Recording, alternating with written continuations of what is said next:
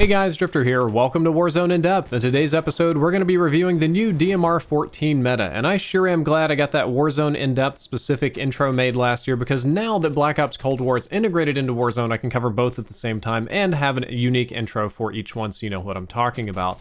Speaking of Black Ops Cold War, in my opinion, most of the Cold War weapons aren't that good in Warzone, or at least not any better than the Modern Warfare 19 guns. However, I could be wrong about that. There's also the possibility that me and the other creators just don't quite know how to use them yet. We're in the process of testing and learning about it. However, as of right now, the DMR-14 and Type 63 are both very strong weapons, and they're part of the new meta. If you've played Warzone at all in the last 3 or 4 days, you've probably seen a lot of people using these weapons, and for good reason. They're kind of strong. In today's gameplay, you'll also see the Akimbo Diamatti pistols, which are even stronger, but that's for tomorrow's video, so we'll focus on that at a different time. If you want to support me as a Warzone player, or Cold War, or Modern Warfare, you can use creator code DRIFTOR in the store for any of your skin or battle pass purchases. It just helps me out. It gives me a little bit of support throughout the year. It's an easy, cost-free way to support your favorite creator. But because of that, this video is technically sponsored by Activision. So let's talk about the stats of these two weapons. Both the DMR-14 and the Type 63 will kill in 2 headshots, which is, in my opinion, very impressive. They deal 175 damage a pop to the head, which is just colossal. Instant armor crack, instantly hurting, they're having a bad day. Or just 1 headshot if the enemy's unarmored. If you know somebody's weak, even if they have a singular plate in, you can still just drop them in 1 headshot, which is brutal. It's very, very high damage. And as far as I can tell, they both also appear to kill in 5 shots at any range, or at least ranges where you can actually hit people reliably, so I'll say under 200 meters. A few of the weapons in this game have some kind of super ultra long range damage drop-offs, but for 99% of the ranges where you can hit people, it's going to be a 5-shot kill. So your shots to kill on both of these weapons are very low for Warzone, which kind of has spongy enemies. Of note, I'm going to be talking a lot and sharing a lot of stats with the titanium barrel equipped on the weapons. All of the gameplay you've seen today is with the titanium barrel, and that's because, according to JGod's testing, the titanium barrel boosts bullet velocity and fire rate with no actual downsides. Now, it'll say that it's less effective range and some other things, but the reality is it doesn't hurt the effective range at all. You get a massive bullet velocity boost, you get a fire rate boost, no changes to recoil, ADS time, handling, or anything like that, so the titanium barrel is just a pure bonus attachment. All of the gameplay on both of the weapons today is using that, and all of the stats that I'm going to present you are with the titanium barrel, because that's just kind of the way you should be using it. So the rate of fire on these two weapons with the titanium barrel is 482 rounds per minute for the DMR-14 and 432 rounds per minute for the Type 63. Both of those are with the titanium barrel equipped. Without, they'll be a little bit slower, and this is via JGod. Again, we're all kind of having to lean on each other here for stats this year because it's so incredibly complicated, so shout out to JGod. And as you can see, they're both very similar, but the DMR-14 does shoot a little bit faster. When you math all of this out, the body shot time to kill with the titanium barrel equipped for these weapons is 498 milliseconds for the DMR-14 and 556 milliseconds for the Type 63. These are very fast time to kills. These are more or less in line with the faster killing assault rifles and submachine guns, assuming that you're hitting body shots. They're not the fastest. They're not really truly the top 3 upper crust, but they are very fast and very competitive. However, that's only for body shots. If you get just 1 headshot, then you can kill with 2 body shots, which will just significantly reduce your time to kill, or 2 headshots, which is ridiculous. So if you hit 1 head and 2 body shots with the titanium barrel, your DMR-14 time to kill is 249 milliseconds, and the Type 63 is 278 milliseconds. So it almost cuts your time to kill in half. And these kind of numbers for weapons that are, I guess they're semi-automatic technically, but that is incredibly fast. That is a super duper fast time to kill, but it is very headshot dependent. And I think that kind of helps keep these weapons a little bit more fair, that you need to be good enough to get headshots to really kind of maximize their utility.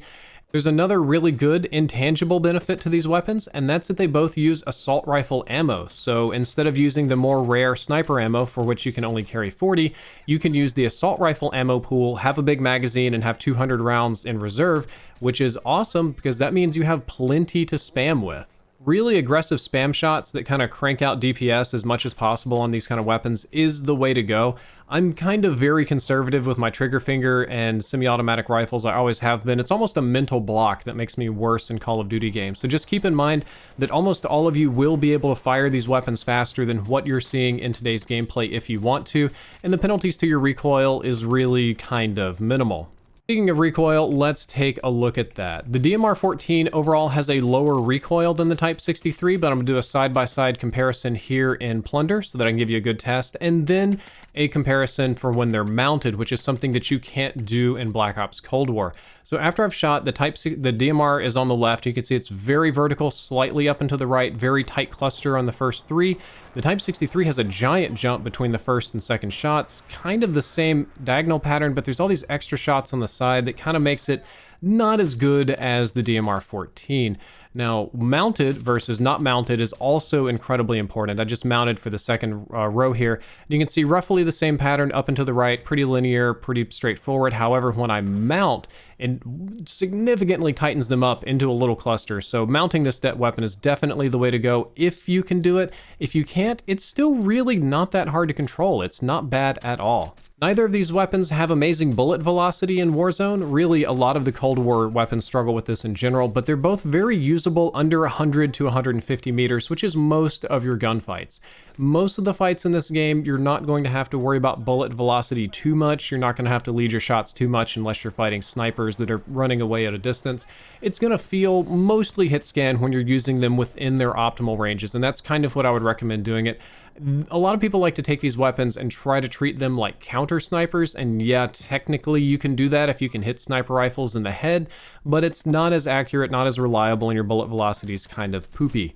Between these two weapons, I think that the DMR-14 is all around better. There's nothing wrong with the Type 63. I enjoy using it on occasion just for funsies. I think it has better skins and an overall better look, and the subjective feel of the gun shake on the Type 63 is a little bit better, but statistically speaking, the DMR-14 just has a little bit less recoil, a little bit more rate of fire, and it only handles like 1 or 2 frames slower overall in almost every circumstance. So I think the DMR-14 is going to be the way to go between these two. When it comes to kitting them out, I would treat them like most any Warzone DMR tactical rifle, except with the titanium barrel. I like running the Agency Silencer, which is effectively a monolithic suppressor, gives me a little bit of extra range and bullet velocity. The titanium barrel, which we already discussed. On the DMR-14, I use the 3X sights. I think they're the cleanest. The Field Agent foregrip will give you the most recoil reduction, and I like the Salvo 40-round fast mag. I like having big mags that I can use to spray people down. I'm aware that a lot of other creators would recommend the Serpent or perhaps even the Airborne Elastic Wrap to really help your aim down sights time, and the big mags that I put on there kind of hurt my aim down sights time, but that's not really a problem for me. I'm going to explain that in just a second after I show you the Type 63 class, which is pretty much identical. However, with the Type 63, since the recoil's a little bit more duty, I don't use it as long range as that much, I go with the Vision Tech 2X. The 2X sight definitely is a little bit more fun for me to use. I try to lessen my range a little bit so it doesn't kick too much, but it's essentially the same class, and it is totally okay if you put some sort of wrap on there instead of a mag. I prefer the big fast mags because I like spraying down squads, and I don't really need this weapon for fast ADS in close quarters because I always have a backup close quarters weapon ready to go. It's really the Akimbo Diamatis right now because they're so strong, but I could pick a MAC-10 or MP5 up off the ground or off of almost anybody that I kill, and I'm not really worried about the aim down sights time. When anybody gets close enough to me to be a threat, I'm just going to change weapons. So when it comes down to my opinion on this, I think that the DMR-14 is good enough to be a new meta weapon. Like, really, seriously, it's strong. It's not the hardest thing to use. It has a skill cap to it, primarily around headshots. It's good in a lot of different engagements and situations. I think it fits really well into the meta of this game, and I think it's on the higher end. I don't think it's going to replace the Kilo and some of the more full auto assault rifles for the #1 spot. It's just not quite as versatile, not quite as easy to use. It handles a little bit slower. It's just not simple. It's not quite as rugged, but it is very good. And I think that the DMR-14 is absolutely brutal to fight against if you want to fight in medium to long ranges, or if you're good at headshots. If you can put a couple of headshots on an enemy squad, if you are kind of like those people, me personally, I prefer to fight at long ranges in Battle Royale games. I like to stick to the woods, high cover, stuff like that. I'm not so big on the close quarters combat goofiness of this because I can kind of lose track of enemies. As long as you can force your enemies into medium or long range engagements, the DMR-14 is going to be very difficult to compete against unless somebody just like quickscopes you or something. When it comes to how fair the weapon is, I'm a little bit unsure how fair those headshots really are. Deleting people in 2 headshots or insta armor cracking and almost downing somebody in 1 headshot. Like, if the enemy's even a little bit weak, you'll probably down them in 1 headshot. I'm not sure that's a fair thing at the moment.